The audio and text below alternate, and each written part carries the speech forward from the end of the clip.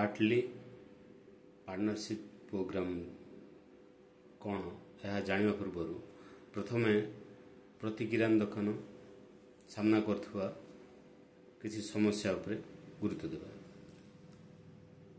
समस्या होउछि आमे किराना दुकानी माने निजर लोक मानकर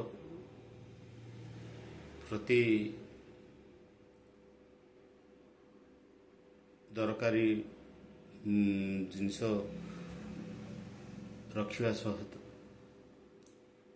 किछि पनीपरिया मध्य रखि थाउछु जेमति कि आलू प्याज टमाटो किंतु अन्य जिनिस आमे रखिबार नाहु। ता पछरे कारण होउछि जेहेतु आमे ग्राहकर डिमांड कौन अच्छे आमे जेहेतु आमे जानि नाहु सेथिपय आमको रखिया को भय लागुछि। यदि ताहा बिक्री न हला ताहा आमको क्षति दो। अच्छा प्रति किराना दुकान रे कौन सी पनीपरिया थाउ न थाउ आलू पियाजीटा रखि थांती किराना दुकाने निज ग्राहक को बिक्री करिया पे। आलू पियाज रखि थांती एथिपय जे आलू पियाजटा 2 रु 7 दिन कि 10 दिन रही पारिबो किंतु अन्य पनीपरिया रही पारिबो नाही।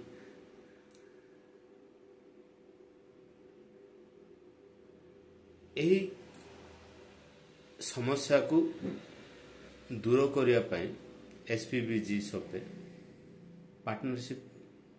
पार्टली पार्टनरशिप प्रोग्राम रे आमंत्रण करछु। ए समस्याटा आ टिके उदाहरण सहकार मु आपन को कहया चाहूछि। सपोर्ट आपनकर अंचल रे 50 जन लोक अछंती आउ से माने प्रतिदिन किलो लेखाए आलू किनिबे।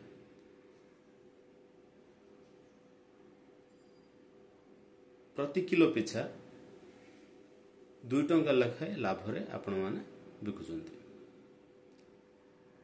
तो जेहेतु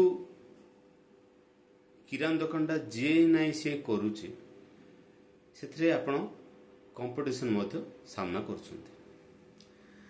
एबे समस्या को आउ टिके विस्तार भाव बुझा गले 50 केजी आलू 50 लोक यथेष्ट किंतु जेहेतु कंपटीशन आछि तो सेते बेले आपण 20 टंका हिसाब रे 20टा लोक को आपण जतले किले किले हिसाब रे बिक्री करिया जाउछंती ता आपणकर साइड रे आउ जणे व्यवसायी से कौन करुछि ना हिंसा हेकी आउ से पुणी आलू आनिकी बिक्री करिया लाउछि। जेहेतु 50टा ग्राहक अछंती आउ डिमांड अछि 50 केजी तो ऑलरेडी 20 केजी आपण बिक्री सारछंती। तेबे एबे ये जो आपणकर कंपिटिटर व्यवसायी अछंती से केवल 30 केजी ही बिक्री पारिबे। जेहेतु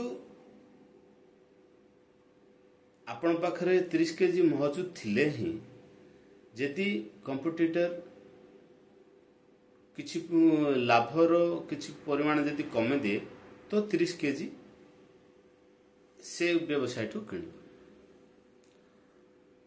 एपटे 2 जनकर लॉस होउचे। आपणकर 30 केजी बळी जाउची तार 20 केजी बळी जाउची।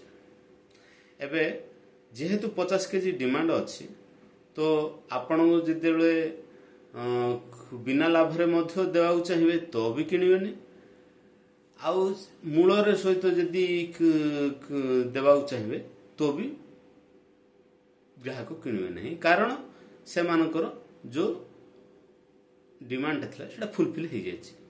तो क्षति सोची कि उभय